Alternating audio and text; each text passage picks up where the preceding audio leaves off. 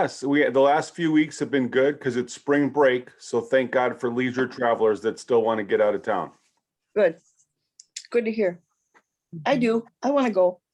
I actually was training a new chauffeur last night, so I personally was driving last night. So it was still good, great to be at the airport. Oh, yeah, good. I really do want to go someplace. Greg does too. And go. I know. We can't over Easter. I don't know where though. Well, looking to at Florida. today, I'd say somewhere warm and sunny. I know. I just turned the heat on in my apartment again. Usually it's so hot there. But I got up and it's like, holy cow.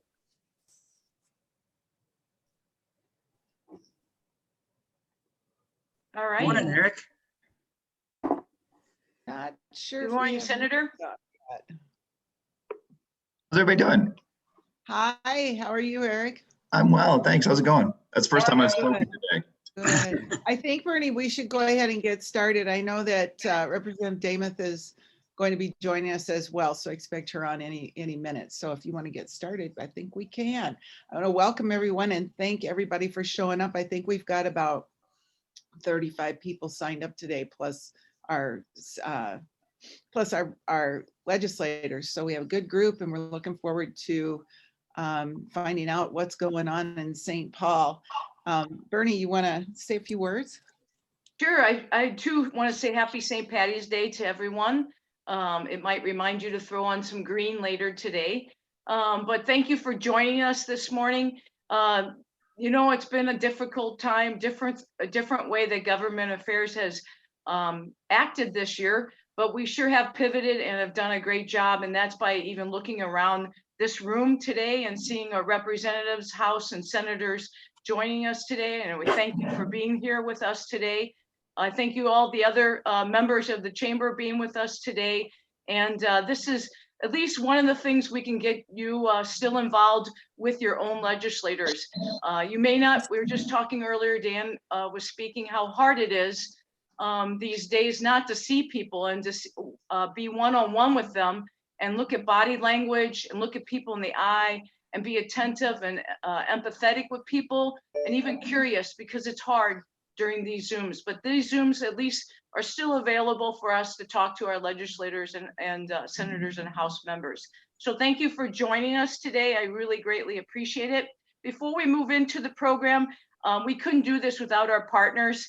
And I say partners instead of sponsors because it is about partners. We couldn't do it without all of you. And I want to say thank you to everyone on the screen. Again, it's not a normal year and some people could bug out, but these partners chose to stay and stand by government affairs and their chamber members. So thank you, Centricare, always there for us. And man, are they going through some things today. Thank you, Centricare. Arvig, thank you, Arvig, for always being there as well. ATS, you're always there for us and we appreciate it. The Greater St. Cloud Development Corporation, a great partner to the Chamber of Commerce. Thank you for standing in there.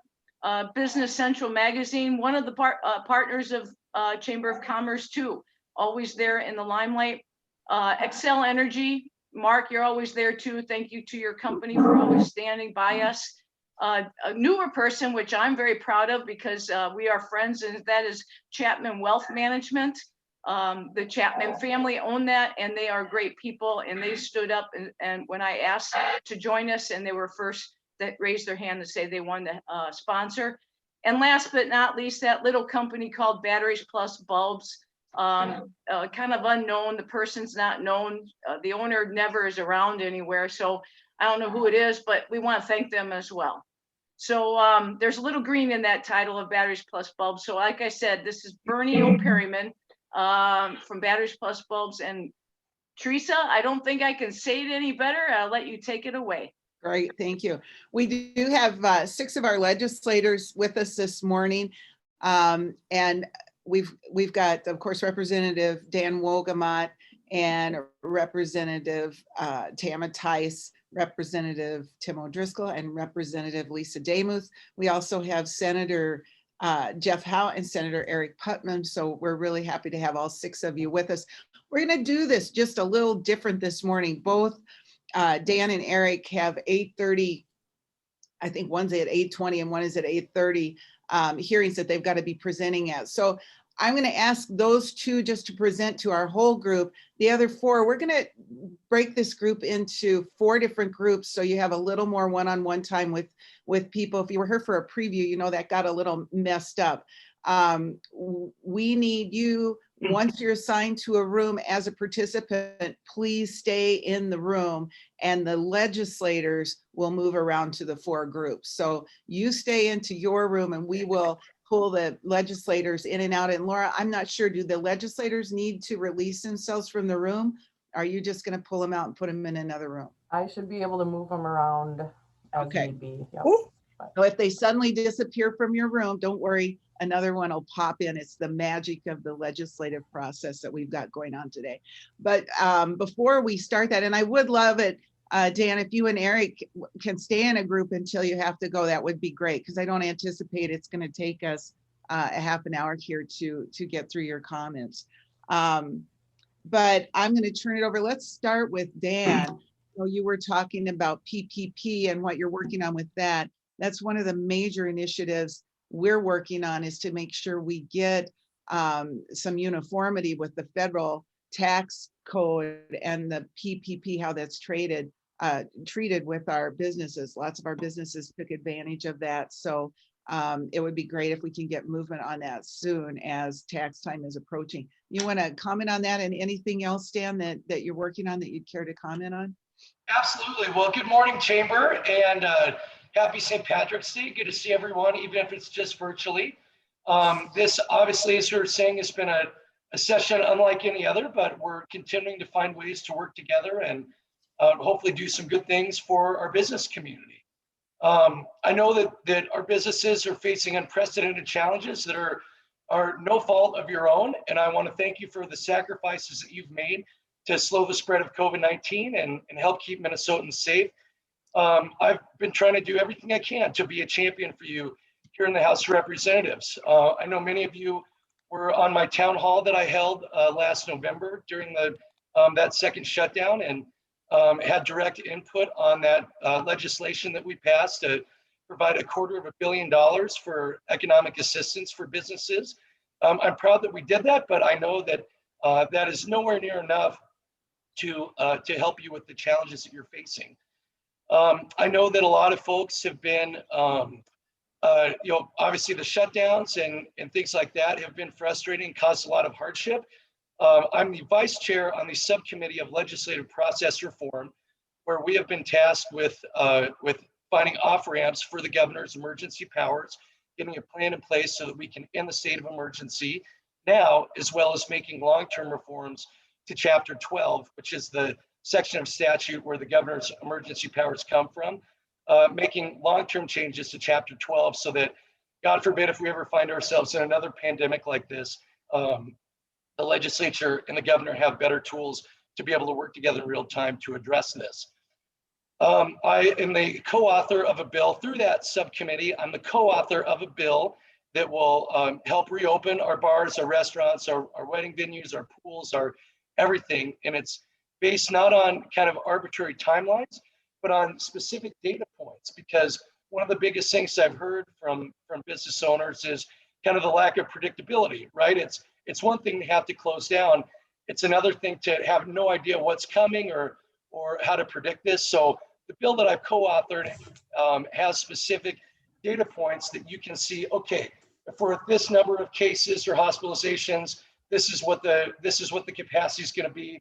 If we're at this number of cases and hospitalizations, here's what it's going to be.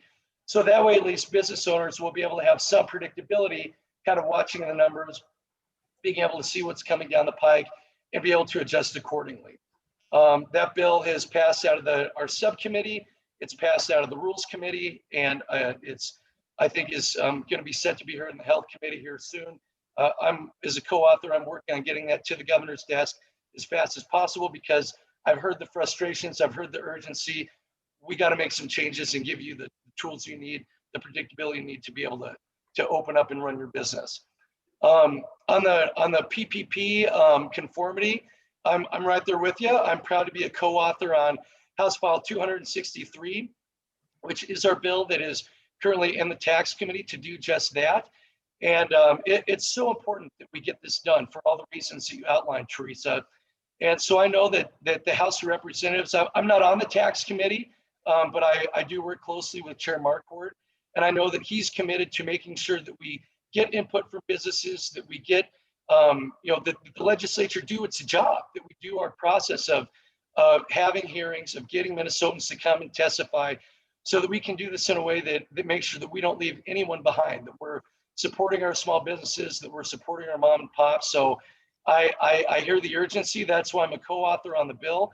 And that's why I'm pushing Chair Marquardt to be as thorough in making sure that we get this done and that we get this done right.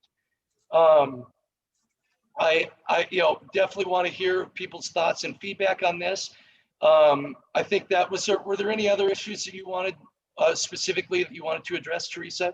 I know Tammy Beery. Tammy, did you want to ask a question on that? I did. It's not just businesses. We are, as Career Force St. Cloud, DEED has remained to keep the doors locked. And they also did an outbound phone call to UI participants, which is good to inform them of the dislocated worker program, but they're not answering the phones while they're making those outbound calls. So I'm just wondering if you could add career force centers to your list of places that need to be opened. We have people that need to be served. We have employers that need these job seekers, and we're not able to help and connect them because, there's some people we can't work with virtually. If there's a technology barrier, they're struggling with that. And we've actually opened up in the afternoons over at the library to be able to help people. So we have the infrastructure there. It would be way more convenient and appropriate to be serving them at Career Force than at the library. So any assistance in helping us get reopened would be greatly appreciated. Yeah, well, thank you for mentioning that, Tammy. And absolutely, let's follow up offline, because I want to get some more notes on this and do a deeper dive than what we need to do right here, right now. But I'll absolutely bring that straight to Representative Sanson as the chief author of that bill. I've been working very closely with her and the rest of our subcommittee. So the answer is yes. Let's follow up and do a deeper dive, and I'll get more detailed notes on that and fight for that. Absolutely. Perfect. Thank you very much. And what is your bill? What is that bill? I can, if you give me a moment, I'll I don't have the House file number handy, but if you give Okay. me, once Eric starts talking, I can look it up and get it to you. That would be great, because this is something the chambers for the last 2 weeks, we have been absolutely kind of pounding on DEED over a whole bunch of things. And Commissioner Grove has, I think yesterday, he showed a high degree of frustration just around, that the governor administration felt like they had really turned the dial forward last Friday to open up a lot more things. And our group was saying, well, no, that really didn't do the job for a whole lot of reasons. And one of those is around planning, because they can't plan for when are we going to be able to be open all the way? And being open 75%, well, that's okay, except we got this 6-foot thing going on, and some places aren't big enough to open 75% and maintain the 6-foot social distancing. And some places just, there's just a whole lot that goes on with not being open at 100%. So, right. Yeah, like I said earlier, it's bad enough to have to close down, but to that lack of predictability, I'm sure it's just, I know, because I've heard, it's just maddening and frustrating. So that's why that, like I said, is one of the key focal points of our bill that has come out of that subcommittee, is to be able to have those predictable data points. So that way you can see one way or the other, right? Oh, we're seeing a spike up. Okay, we can start preparing for this. Oh, cases are coming down. Okay, here's what's going to happen to my business once cases hit the certain threshold. So, it's not just open up all the way. I mean, I know there's a lot of folks that want that, and I totally get that. But again, at least one of the focal points of our bill is predictable data points that you can kind of see what's coming down the line. You can start making those decisions ahead of time rather than just get it kind of thrown in your face. So, yep, that's a Great.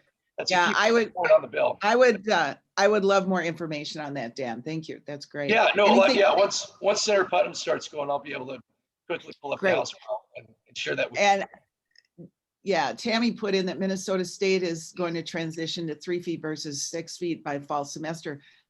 Can they do that under the current guidelines? I don't know. I don't know. I don't know the answer to that. So, Senator Putnam. Well, if I could just say, again, Yep, thanks go ahead. everyone for all your feedback. I know it's tough. I know it's a struggle, and I know that we don't always agree on 100% of the things 100% of the time. But I just want you to know that I do want to hear from you. I've tried again, both with that town hall that I did last winter and the bill that we passed, and again with the work that I'm doing in that subcommittee and helping businesses reopen.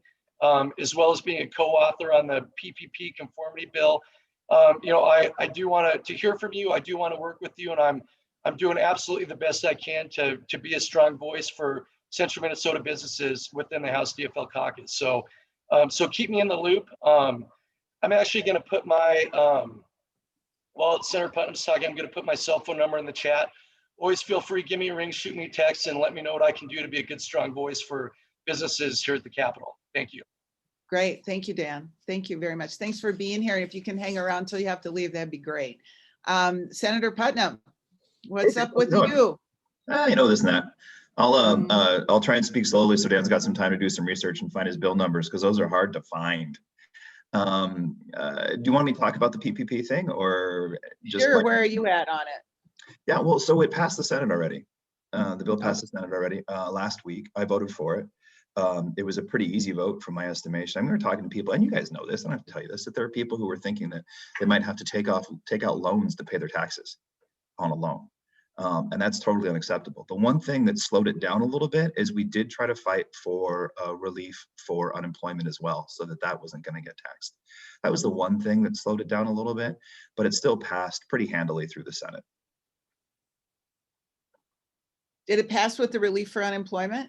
I'm not up on that. A modest part, so about $30 million. So the whole cost of PPP relief was, I think, $437 million. Okay. And there was an amendment that added about 35 million, I think, in unemployment relief. And then I introduced an amendment that would allow tax conformity for teachers as well, because it's actually federal tax law that teachers can deduct their cost of PPP and disinfectants and stuff like that. So I introduced an amendment that provided conformity with that with Minnesota tax law. So those were the two changes to the PPP bill that went through. But it passed pretty handily. I think it was like 55 to 12. And the only thing that stopped those 12 people was the $400 million price tag. And other things you're working on? Sure. Yeah. So, as you all know, I think that there's a real concern about workforce development. And I like the way that Tammy was talking about it, about the connections between people who need jobs and the people who have them. There are a couple things that are frustrating that process, I think. One is the actual creation of the connection, and the other is the providing of skills and helping people develop the skills that they need for the jobs that we've got. So when I first saw my committee assignments, I thought, well, hey, here's an opportunity because I think there's an intersection between long-term care and aging, jobs and economic growth, and higher education. So I've been working pretty closely with President Cheek and President Wacker on trying to find ways to create new opportunities for people to grow into healthcare industries. I've got a meeting today to talk about trying to find a way to get more clinical sites for people who want to be nurses. When people graduate from SCTC last year, a lot of them had to go to Alexandria or Duluth to do their clinicals because there wasn't enough space for people to observe them at CentraCare. And and when they do that, they're less likely to stay in our community and work here. So that's one of the areas that I've been working on, specifically on trying to get not so much a pathway, but more kind of like a freeway with exits between the high schools and higher education, because we now have a CNA program in 742. So people can become certified, and Big Brothers Big Sisters, obviously Mary knows, they're talking about CNA stuff. We can also have a certain level of people, so people could do that work for a while, and then decide whether or not they want to keep going to school and go to SCTCC, and then work for a while, and then decide whether or not they want to go to SCSSU, so that there are career training opportunities that are interspersed with employment opportunities, partially because of the cost of going into higher ed anyway. So that's a kind of a long-term project that I'm working on, but we've already made some pretty good progress in that regard. So it's something I'm pretty stoked about. I think that that's a legitimate real good that we can accomplish. Great. There's other stuff too, but it might be more prudent for you guys just to ask me questions if there's anything that you're really thinking about. Yes, does anyone have questions for Dan or Eric at this point? This is your time. And I hope you brought some questions. We can make stuff up. Oh, you know, when you're talking about earlier, I think that the public education is moving to 3 feet face-to-face. So I think that there's a pretty good chance of these kinds of changes happening pretty soon. 3 feet face-to-face, all public education? Yeah. And when is that? That's in a bill? No, I think that's the changes. I mean, Tam is saying yes. I heard about this from Lori. You know, and I don't always trust her. But my understanding is, yeah, it's 3 feet face-to-face is the concern, and that's not in a bill. That's just the changing MDE and MDH requirements that shape how they do what they do. You know, when it comes to this, and I know this is a horrible thing to say, but I'm actually pretty optimistic. You know, my new best friend Ray and I have been texting about this a little bit, and that's that I honestly think that things are going to get a lot better pretty soon. And I know it's been a long year. It's been a long, really, really hard year. I feel that, I really do.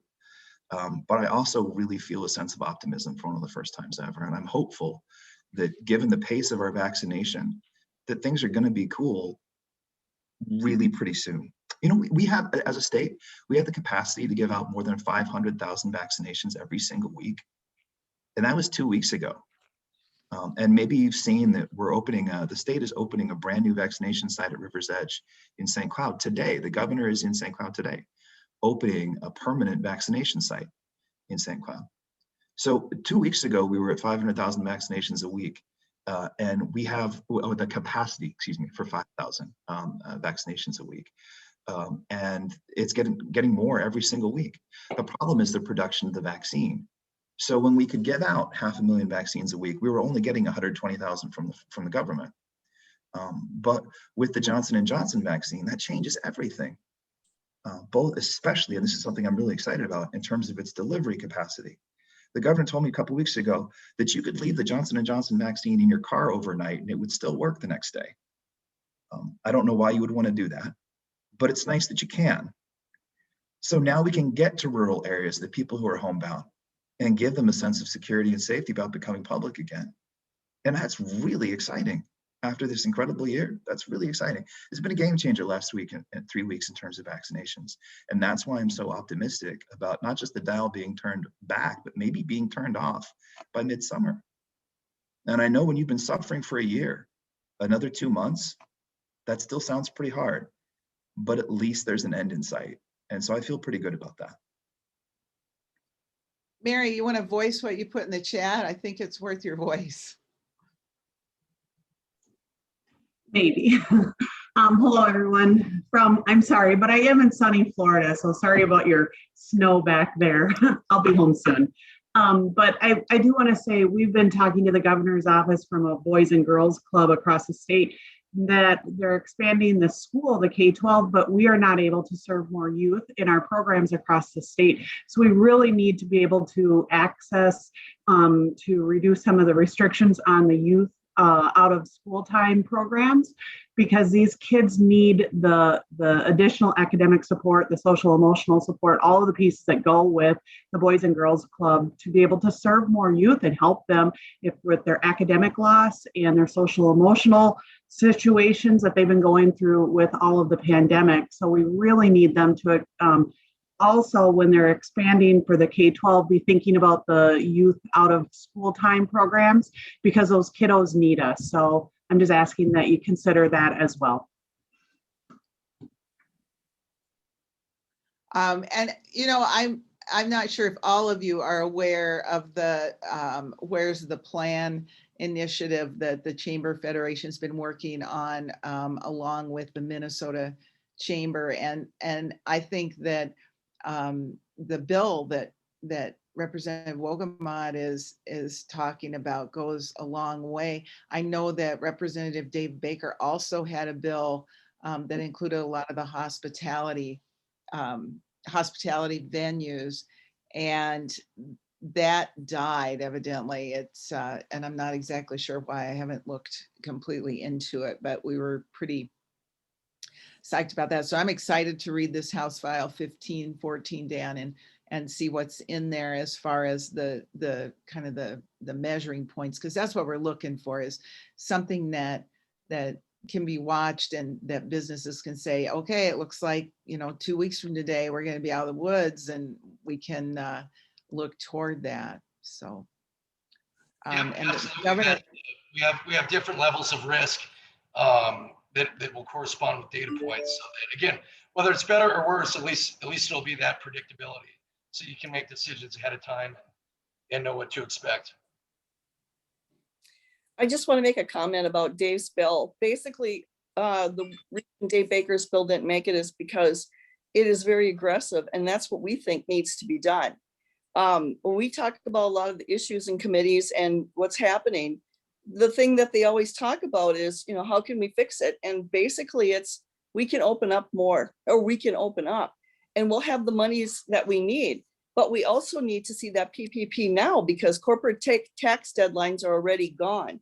I've got my 3-4 in my car right now. I picked them up before I came on Monday. That's already done. And so that means that's an additional tax return for folks to go back and get that PPP relief. And the UI stuff should have been done a long time ago. That's something we talked about a long time ago. You'll notice that when we have House floor sessions on Monday, mostly Monday, Thursday, we have session today at 12:15. But what you'll see are a lot of us on the Republican side bringing up resolutions. Number one is always, stopping the powers, because we don't feel this is an emergency. This is more maintenance and recovery. And that's a whole different set of rules for us.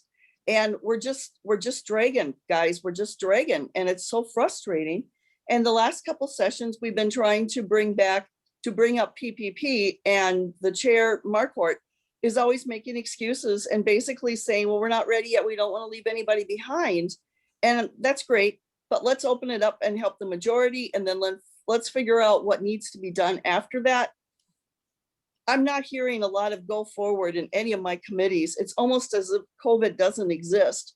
And we're looking at, I'm in environment and long-term care, or environment and natural resources. That's crazy. But what we're talking about is all these measures. We're talking about the California car thing. We're talking about E15.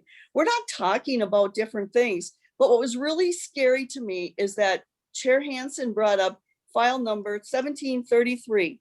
And what that does is it puts money into the coffers for our SWCDs, which I love. They do wonderful work.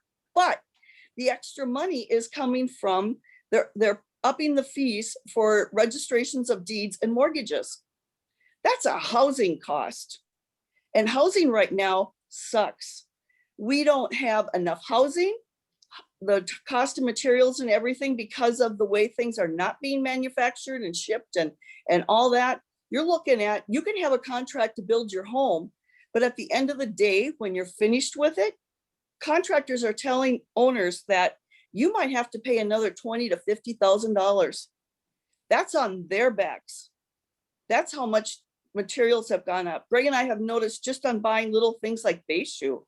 It's like, wow, we don't never remember it being this high. So are we having a housing crisis? You bet we are. We're really behind the ball. We haven't recovered since the last recession.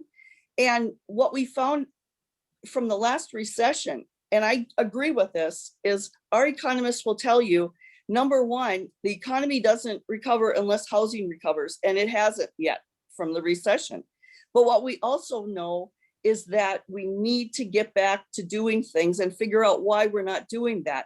The costs in Minnesota are anywhere from 5,000 to 50,000 more than the folks on our borders.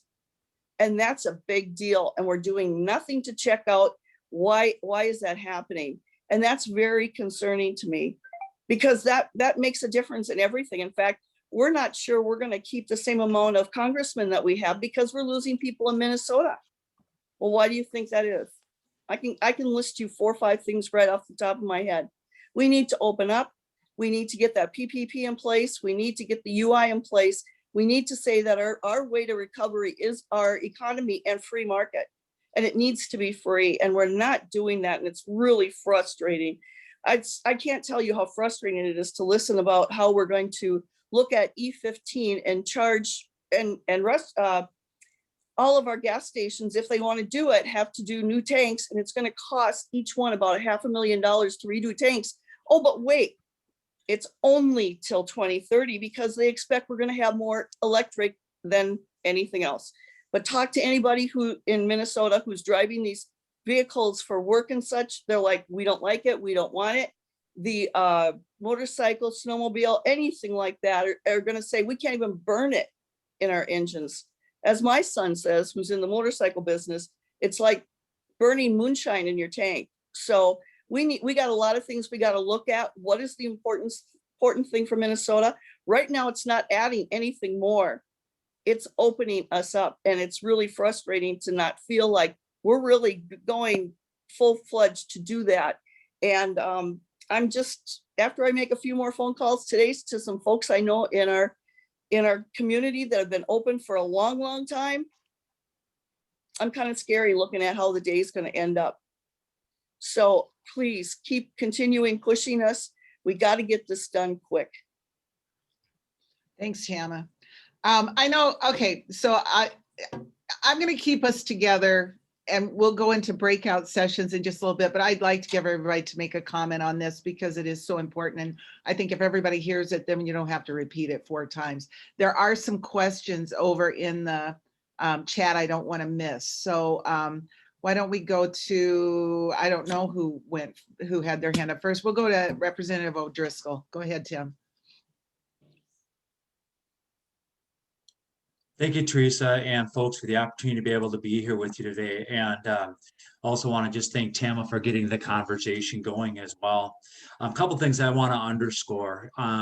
In the Minnesota House of Representatives right now, we have had 5 or 6 bills in the first 10 weeks. That's all we've taken up on the Minnesota House floor. And most of those have been non-consequential, except one that we brought up that was the SAFE Act money that had failed. And the House majority was not able to bring enough votes together from their side to be able to pass the SAFE Act. And if you're familiar with what the SAFE Act is, it's a fund that the legislature is contemplating putting in place for communities to be able to draw on resources should they need additional law enforcement because of catastrophes that happen in their communities, whether they be weather related or riots or whatever the case may be. And a lot of folks are concerned about that fund, thinking it's only dedicated to Minneapolis. It is not. It is a fund that would maybe Minneapolis having to use it, depending upon how quickly things, if they do with the Chauvin trial, get out of control, needing to be quelled and brought back into civil order again in Minneapolis. We're in the process of juror selection right now, and that bill sits unpassed in the Minnesota House. Thank you to the Senate for passing something. We'd love to be able to be partnering with you to get those resources. The amount of money that the state of Minnesota insurance companies paid for losses due to riots last summer is astronomical. A $35 million investment by the state in this fund is a drop in the bucket compared to the losses that have been paid and the losses that would anticipate being paid if we are not able to keep civil order in our communities here in the state of Minnesota. The House Republicans have been patiently waiting with our counterparts in the majority in the House to try to pass legislation. We are going to be bringing resolutions forward. We've had some press conferences, some of the initiatives that we think need to get done right now. We don't have a plan from the administration about how to open. Other states around us and other states around the country are opening. Other states are starting to engage in commerce.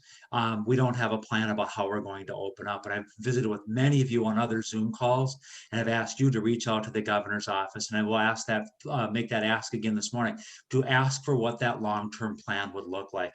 We don't have to have dates, but we should certainly have a plan of attack of how we want to do this. With the federal relief money that's coming from the $1.9 trillion, relief package that was signed into law. Another initiative that the Republicans want to undertake is now, today, if we could get it done, approve money for summer school for our students so we don't lose any more academics that the kids have had for compromise. So we can let the schools know that money will be there for you so that you can hire teachers, work with our colleges and universities, get some of those new teachers, get resources on the ground to help these students. Believe it or not, we're just a little more than 5 months from opening up the next school year, the 21-22 school year. I hope that we are not having to deal with some of these COVID-related issues for these students in a third academic year. And a way that we can get on top of this thing right now is to be able to deal with putting money into summer school. Doesn't have to be compulsory, but those students certainly can get a chance to remediate and get their skills levels back up so that we don't have any more diminishment on that.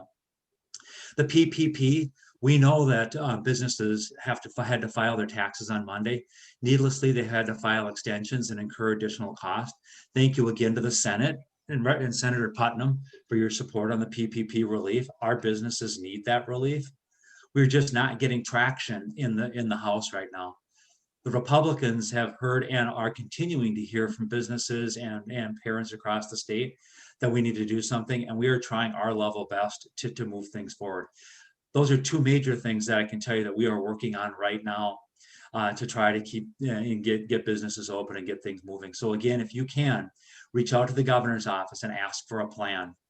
Again, we don't have to have hard dates to it, but we certainly should know what's the first, second, and third in the queue of where things are at so that we can begin to plan as businesses, as schools, and as individuals here. And Teresa, with that, I'm just going to toss it over to you to bring in the next member to speak. Great. Thanks so much, Tim. Thank you. And I can assure you, we are hard at doing exactly what you're suggesting and have been and will continue to be, but individual letters as well is very helpful. If you don't know who to send them to me and I'll get them to the right place. So how about, I think we'll go to Lisa and then come back around to Senator House. So Representative Demuth, do you have comments? I do. Good morning, Teresa. Good morning, Chamber. It's good to be with you.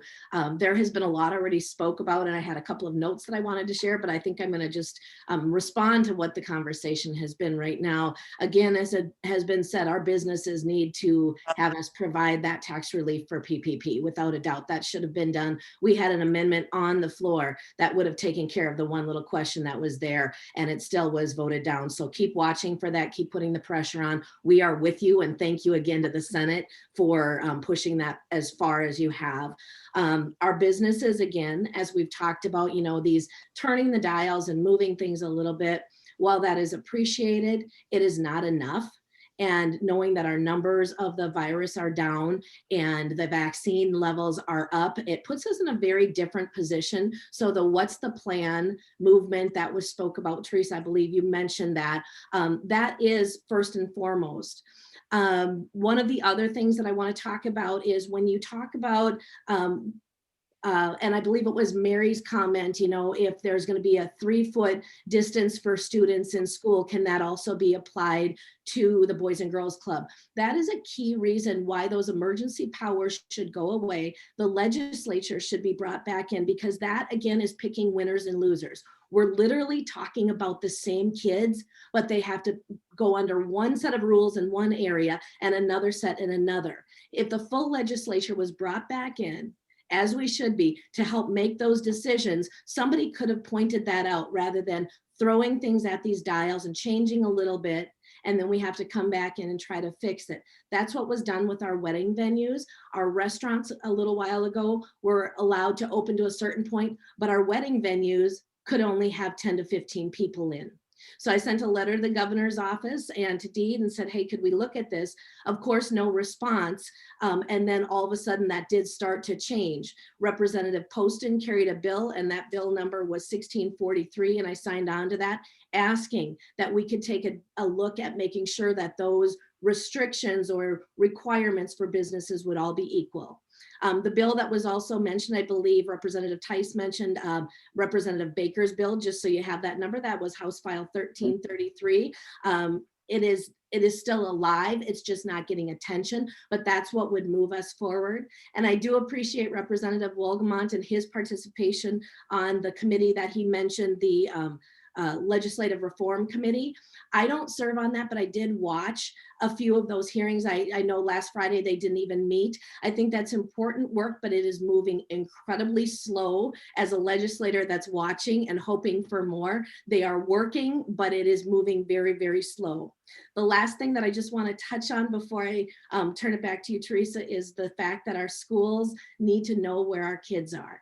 I had meetings yesterday with our local superintendents for the district that I represent, and while they're all back in person, right now, we don't even know what the learning loss is for our kids. And that is an incredibly difficult thing to not know, because how do we start addressing those? Some kids have thrived under the distance learning for some reason. They have. Some kids have struggled. You never know what families were actually going through and facing to put that extra level of stress on the family, on the kid. And so until we get those kids back in, which they are now, be able to assess where they are, how we can meet almost individual learning plans for some kids. And not exactly what that means, but how can we meet those kids individually? And then places like the Boys and Girls Club and other that can come in and provide that extra tutoring, that extra help to kids. That's what we're going to need to do. In education finance, last night we had a hearing on a bill, and it talked about extra funding to school. We provided an amendment, and I can't think of the bill number right now. We provided a delete all amendment that would walk through and give $75 million to schools. And what that would do is, instead of saying, here's a bunch of grant programs and schools, you can apply for all of these grants, which then it would kind of heavily go to the 7-county metro area. Our position was, let's provide funding to all schools on a per pupil basis that was also determined prior to the pandemic. So looking at those 19 numbers, because we don't know exactly where attendance is, it would provide funding directly to the schools to do what they know is best. Not, as the bill says, $10 million for field trips and different things. But if a school says, hey, I want to use some money and do some field trips, they could. And that's the approach that I'm looking at. So getting our schools back open, providing money in a way that gives local control. And then, as I said, opening up our businesses, and for sure giving the PPP tax relief. Those are the priorities right now. I'm happy to take questions a little bit later if needed, but I don't want to take up any more time. I'll turn it over to you, Teresa. Great, thank you, Lisa. I really appreciate your comments. I know that Jason Bernick over in the chat said, is it reasonable for the legislature to take an inclusive role along with the governor on changing the dials? Our legislators included on the criteria he uses to make decisions. And my sense of what's happening out of the governor's office as we've been involved with it is I don't know who's making the decisions or where exactly. I think a lot of is MDH, the Minnesota Department of Health, is very much a part of it. But even in conversations with Commissioner Grove over the last few days, I feel like he's incredibly frustrated with the process as well. He would never say that, but you can kind of read it all over his face and his actions and what's happening. So it's very important for the governor to hear from people that they want a more inclusive decision-making structure and a plan to move forward. So Lisa, can I speak to that just really quickly? Yeah. Yes, go ahead, Eric. No, And yeah, then we're because going up to Senator Howe too. Yep, I go would, I ahead. just really quickly, because I was really glad that you're acknowledging that I think a lot of our discourse, unfortunately, saying that it's just the governor making decisions, that it's just one person making decisions. That's just fundamentally not true. He's doing it in consultation with other people and other agencies. And you're right that I think MDH is having a really big part in these decisions. But the one thing that I definitely would fault him for and his administration for is he's not doing a great job of communicating these kinds of things. The fact that we're all wondering about this is a problem. The administration should be more clear in its communication about its processes. Because, from our perspective, at least from my perspective, I do think that there's a tremendous amount of consultation that's going on. And I have been involved in some of these conversations. Clearly, that's partially partisan. But the bigger issue that's nonpartisan is that the rationale and the process needs to be a little bit more clear. So that would be the one sort of agenda that I would add to that part of the conversation. Great. That maybe wasn't as fair as I could have been, but it's. No, I think you were totally very fair. I'm just frustrating. trying to do a little nuance. Yeah, it's very frustrating. So, yes, Dan. I just want to say, and I put my number again in the chat. Thanks again, everyone. Busy day today. I've got to run, but appreciate the thoughts and feedback. You've got my cell number. Please keep me in the loop, and honored to be working for you down here at the Capitol. Thank you all very much. Thanks, Dan. So we're going to move to Senator Howe, who's going to tell us his thoughts. Jeff? Thank you, Teresa, and thanks for everybody being here. I guess, when you go down that road of who's making the decisions, the guy that I think should be involved and we should be hearing from, if this truly is an emergency, is the emergency manager director. Having being a past former emergency manager, the guy, if this is truly an emergency, where is Director Kelly? Former general, former National Guard general, combat veteran. He's the director of emergency management. Where is he in this decision-making process?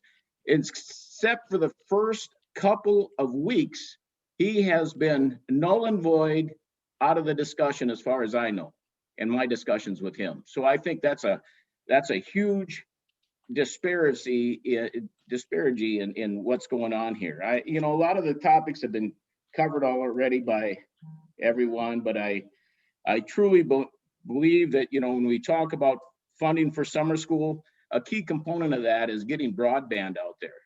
Because, if people downplay DSL, I'm overjoyed that at my place, 10 miles outside of St. Cloud, I finally got DSL.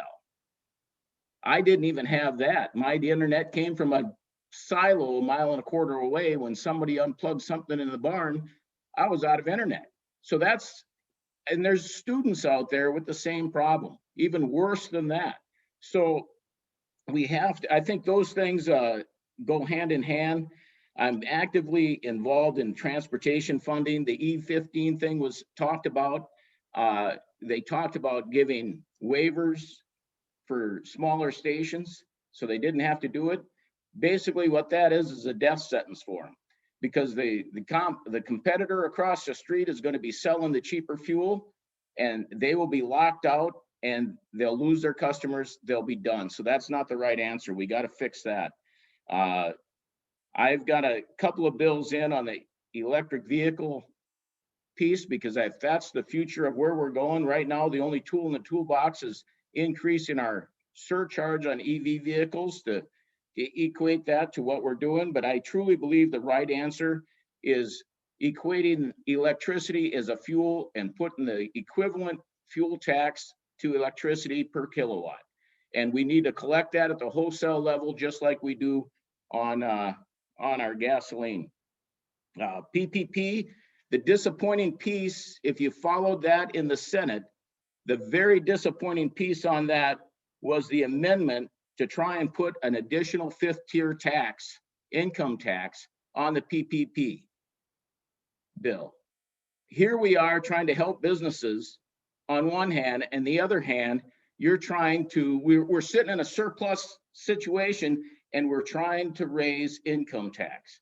If you want to move those people out of the state of Minnesota and out to other states, that's the perfect way to get it done. We have people moving. We have people moving to Florida and Texas because they're more open, and keep their summer homes here, why would they come back? Why not just make that their place of residence? This will be their 179-day home back here. I think that was very ill-advised, and I think it sent the wrong message as we're trying to do PPP and keep businesses open. Childcare, huge void that we're facing right now with getting people back to work. We're trying to get a family childcare ombudsperson, and it's moved in the Senate. I don't know if it's moving in the House. It did. Well, that's something that has to happen, because if we need to keep these family childcare operations open, because they are a viable operation in getting our people back to work. And it helps them with what do you call it? Come on, now I'm drawing a blank. Licensing and correction orders. Correction orders. Thank you, Lisa, because you're the House author. Thank you very much. I've been working on this for about 4 years, but correction orders, getting licensed, all of that makes a deal. The last thing I'll say is I had a bill heard the other day on making teachers essential employees. If the one thing we've learned through COVID is teachers are essential in teaching our children. And the key thing is getting them in the school puts our children back in school. The downside of that is the only thing I heard, and I was an essential employee for a number of years, and we didn't have a problem negotiating our contract, negotiating terms of employment, but the only thing I heard in response to that was, you're taking away our right to strike. That's very disappointing. That's not what it's supposed to be about. It's supposed to be about ensuring our kids are educated and prepared to enter this complex society that we're currently operating in. And at that, I'll just leave it at that. Thank you, Teresa, for the opportunity to talk. Great, thank you, Jeff. There are a couple of questions over in the chat, and I gotta tell you, it's 8:22, so I think we're gonna skip the breakout rooms. If you've got a question, raise your hand or type it over in the chat. So Rachel Lolly Masterma wonders about Minnesota's getting the 550 million in childcare stimulus. Can any of you speak to how that is going to be spent and what it means for childcare centers versus home care in Minnesota? Does anyone know any specifics about that? I can step in, Teresa.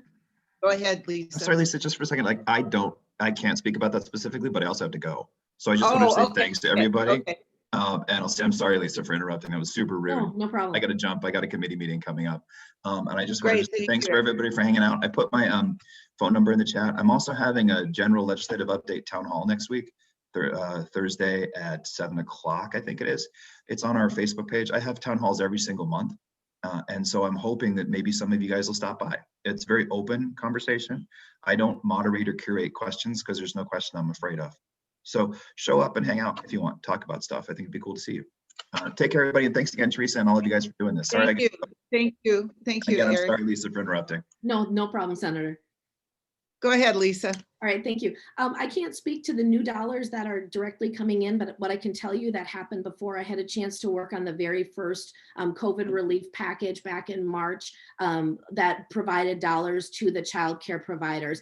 And the focus was made then and has continued through to make sure that we are equalizing the dollar amounts so that they both cover greater Minnesota and then the 7-county metro, and that they also cover center-based and family childcare. And there was a huge push on that. That has continued. It's not, when it actually translates out, it doesn't meet the needs of everyone, but we're learning from that process. And so as those dollars come through, if we're given the chance in committee to look at that, that is a focus that we continue to do, make sure it hits greater Minnesota.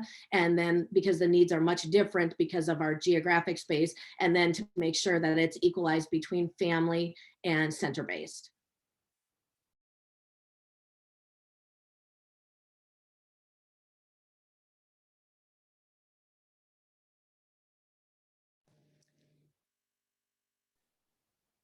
Thank you, Lisa. I was muted. Does that answer your question, Rachel? Wherever Rachel is. We'll leave it at that. Then there was also a question on, Tammy, you want to ask a question about the Workforce Development Fund? Yes, I don't know if anyone is aware of the changes that DEED is proposing to the Workforce Development Fund. They've been working on this bill for a while, and depending on how they do the math, it could potentially be a 25 to 30% cut to the funding that we receive to help reskill, retrain workers and get them back into the workforce. So, I mean, if they do the math a different way, it might be fine. It's just, we don't have the answer to that question. And I just hope that all of you can pause if you're involved in that process to question whether or not it will be a benefit or a harm to the work that we're trying to do right now. We are seeing numbers increase, and I think it has to do with kids back in school. Parents are able to say, okay, I can go back to work now because my child is in the classroom versus at home. So we are starting to build momentum. And I think we could build more if our doors were open. Just had to add that in there. To really help get people skilled up and back to work. So please keep that in mind if you're involved, and I'll put the file numbers in the chat so you're aware of that. So thank you. Thank you, Tammy. And I might just give you a call too, to make sure. I know a couple people that'll be on that committee. I'm not, but it's super important. We need to get people back out again, working, well, no matter what. I'm not sure what the deal is, but I can't tell you how many times I've heard, especially with our restaurants, you know, I'm one chef away from closing my doors, or I can't find workers. And Ray and I have talked to, and it's the same thing. I mean, they're all facing the same thing, and people aren't wanting, they don't have an incentive to go back to work. We got to really figure out what we need to do, but having you there is paramount to making sure we get everybody back to where they are. So we need to talk, or I'll make sure I write that down. Thank you, Tam. Thank you. You know, one of the things too that you probably have sensed a little bit of frustration in some of the GOP folks on the call today or in our meeting, and I'm going to say probably rightfully so. We've been at this for 52 weeks side by side with you, having to go through struggles, and as a legislative elected body by you, the people, we feel we should have more input and a seat at the table on making these decisions that affect all of us as Minnesotans. And we just do not feel that our voice is being heard, or we're getting some platitudes that we all have to work together to get through this. I understand that, but other states right now are lapping us in getting opened and finding ways to do these kinds of things. And we need to do it for our mental health, for our economic health, for our future. And I want to just share this thought with you. Remember that we've already had 2 academic seasons affected by school and by closure and the hybrid and not being able to stay on track with students. Some days these are going to be the doctors and the nurses and the other professionals who are going to be providing services for us. We absolutely need to make sure that their skill levels are as sharp as they need to be and can be. And that's why we need to backfill. We should be having a conversation about how we're going to pull ourselves up as a society and as an economy to get back on track, to move forward. Many of these things can still be done under executive orders, and we just need a plan, and we just need help with folks helping us as partners to take action to get this done. And so I want to thank you for your help and your support. And again, if we seem a little brustled, it's because we have been rolling up our sleeves and hitting that same brick wall to try to get it open to get to the next level. And quite frankly, it's not been with a lot of success. So Tim, what can we as business leaders in the community do to assist you? I mean, it seems like it's all just deaf ears. That's what it seems like to me.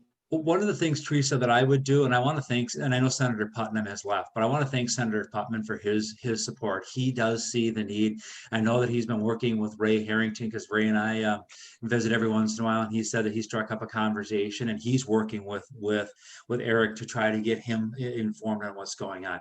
A couple times today, one of the deputy leaders of the majority party, one of the deputy leaders of the Democrats in the House, who's on the board that helps direct the legislative agenda for the Democrats in the House, Dan Wogamont, put his phone number in a couple times. I think you need to be visiting with Dan and talking to him about how important these local issues are.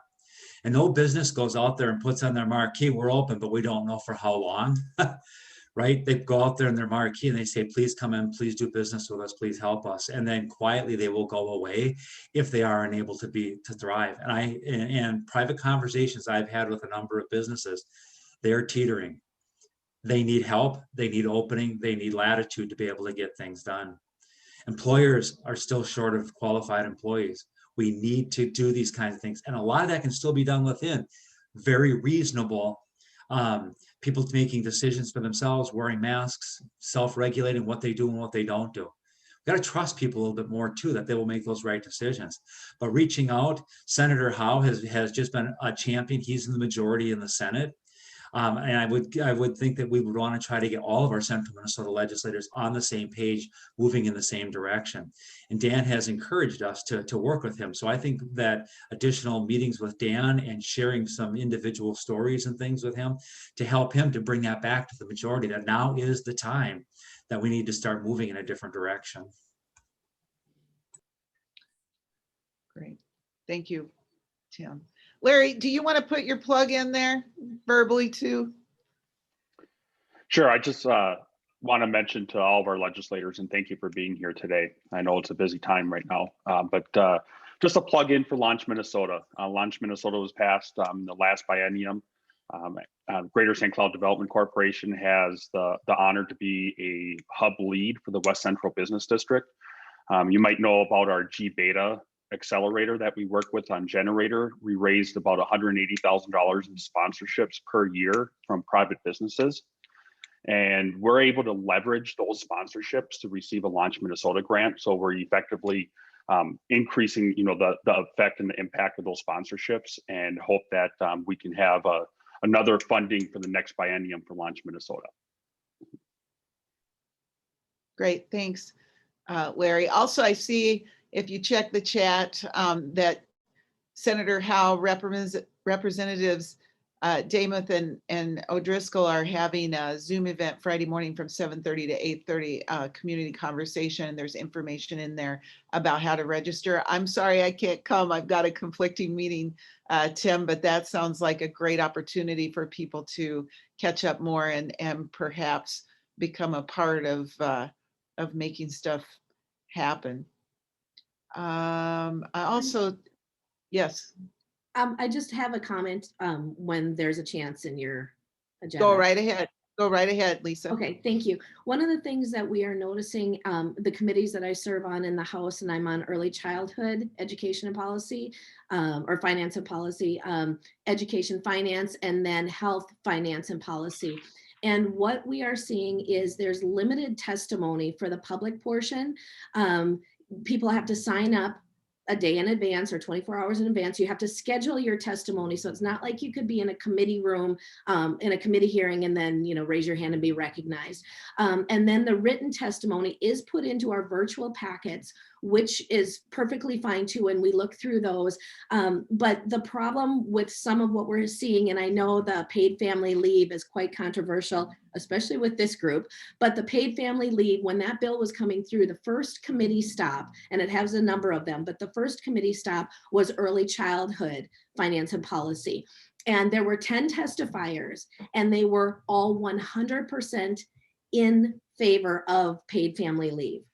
And the only ones giving any opposition were in our questioning on my side of the aisle, my side of the committee, and we were just questioning the financial piece of that and how that would flow out to businesses and just kind of those practical questions. And then there were a couple of letters that were in our virtual packet. But my encouragement to you is, if there is a bill that you're tracking or a concern, if you reach out to us, make sure that you're testifying or sending something in on that. And also send that directly to us that sit on the committee, because I have no problem referencing a letter just to bring it to the entire committee and public attention. We just need to know that it's actually there, and it's a little bit cumbersome, the process, but it doesn't feel like the public testimony is as transparent of a process as it should be. And then the last thing I had, just again to reiterate what Teresa had mentioned, Representative O'Driscoll, Senator Howe, and I have our first community conversation by Zoom Friday morning from 7:30 to 8:30. And you just need to email one of our offices. You can get that link, or I know it was in my email update on Friday or on Thursday night. Just click the link and that way you can get the Zoom information. But that is all I have. Thank you. And Karen, why don't you verbalize your question there in the chat? I think that's a great one. Sure. Under current open meeting law, we're able to do things like this Zoom format in not just private settings, but in public settings too. And there's been pros and cons with that. All of that's possible because of the current emergency order. Do you see any of that being made permanent as we go forward? Teresa, I'll grab that question if you don't mind, to get the conversation started. Once again, these are things that we could be having conversation about even inside our current environment, but there really is no direct conversation about that. Last night about 9 o'clock, as I was heading back to Sartell from a series of meetings I was in St. Paul, I was talking to one of the DFL members who's on the pension commission with me on the way back out of Brooklyn Park. And he and I were discussing this very same topic. What's it going to look like once we're open again? And the first thing that we've and I shouldn't probably say this part of it because I'll probably plant some ideas. But instead of having a day at the Capitol where everybody comes down, have to take a day or a half a day to do that, I think we're probably going to see a lot of people saying, well, can we schedule Zoom meetings with you? And so I think there's going to be a lot more interaction with elected officials that way, up and down the scale on that. But I do think that in the legislative world, that may be a venue in which to allow people maybe from Roseau or International Falls, instead of having to make a trip down, where a committee can be somewhat unpredictable and sometimes chairs have to limit the amount of time and testimony, to drive for 5 hours, to sit an hour and a half in a committee room, to have your 5-minute comments abbreviated to 2 minutes and then turn around and reverse that process. There certainly would be a way for those kinds of things. Digging deeper into the nuancing of how does that work, say, for the city of St. Cloud, for their planning commission and some of those kinds of things. I think those are things that we can look at. I would be very inclined to want to keep that verbal testimony from the public coming from that way, because it's no different than a written letter that someone will be providing. But again, I think those are things that we as legislators can certainly be bringing up in the committees in the current time. There's nothing that's prohibiting us. The pandemic is not impeding us having a conversation on improving the process. You know, Tim, we actually do have bills. We had a meeting on that in local government, and it's Senate File 1544 to actually address some of that. So I don't think it's the whole answer, but we are having those discussions, and the bill is moving forward in the Senate. So we are trying to lean forward because we are identifying that technology is, and we still have to put limits on it, but we have to have that discussion on where we go from here. Well, Senator Howe, hats off to the Senate again for picking that up, because I don't think we're getting any traction on that particular part of the conversation in the House right now. I just have a quick comment. I think that there's a possibility we could do both. I would say that my Zoom meetings are going longer than meetings in person, which means I'm going to get backed up even more. So I think, to do a 5-minute Zoom meeting is going to be tough, because that's basically what you get when you come to see me during session and you're allowed to come in my office. I mean, it's just back to back to back, and it's really frustrating. I hope we keep it, but I think there's some issues with it too. It's hard to make it 5 minutes period, but then to do it, if I got in my 15 minutes between committees or whatever it is, if I've got, two in person and one Zoom, it's gonna be a little bit different. I tell you what, Tama, sitting here I'm on 5 committees and the Pensions Commission. And my problem is I used to use the stairs going up and down to every committee hearing and every deal. I sit behind this stupid desk looking at this screen, and my waistline continues to grow. And that's my problem. I sit here for 8-10 hours a day, and I don't get the exercise going up and down the street. This is not healthy for us. I'm just going to put it out there. It isn't, and I agree with Jeff. They just redid all our staff desks and stuff in the house, and they all got, nice desks that go up and down, so they're standing a lot. Yeah, we don't get that. Teresa, there's another question that Patty Gartland put in. Yep. That I just want to quickly acknowledge that the relief, regulatory relief, and childcare and broadband, workforce development, these are things that we believe that are things that can be done right now, regardless of what's happening with the pandemic. And once again, if we had some further partnering with the governor's office and being able to appropriate money, what are going to be the first, second, and third things open? Where do we need to target these resources, and who should be first in line to get these to try to help us get things back? Because the first group coming back in, getting stood up, then you can go to the next group and the next group, and it's not gonna, we're gonna just pull the barricades. And some of you have heard me say this, like at the end of a parade, if we're gonna pull the barricades at the end of a parade and it's masked area, that's not the way to reopen this process and to tell people the game plan of how to safely get from where we are to where we need to be and getting things back to normal. So and the last item in there, I continue to advocate for educational opportunities and exposure to high school students in the trades and other areas, because we are in desperate need of backfilling that industry. And again, let me just make my pitch for, if you're going to have any plumbing or electrical problems, schedule them now, because you may not have an electrician or a plumber available at the time that those things actually happen. So that's my little pitch in recognition of that. Thanks, Tim. We had a number of bills going forward with regards to the age restrictions on construction industry, but just keep in mind who's the Dolly commissioner, the Department of Labor and Industry commissioner.